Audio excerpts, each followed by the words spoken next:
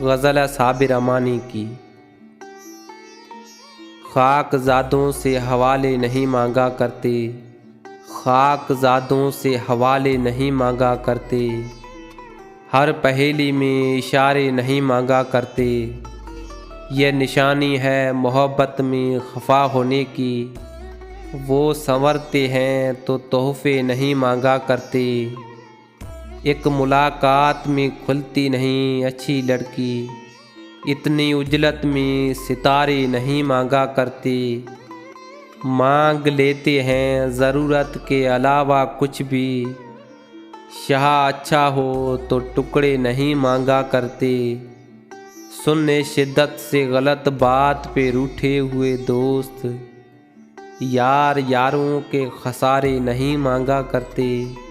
खाकज़ादों से हवाले नहीं मांगा करते, हर पहेली में इशारे नहीं मांगा करते। दोस्तों, वीडियो को लाइक करें, चैनल को सब्सक्राइब करें और बेल आइकन को दबाएं ताकि हर आने वाली वीडियो आप तक पहुंचती रहे।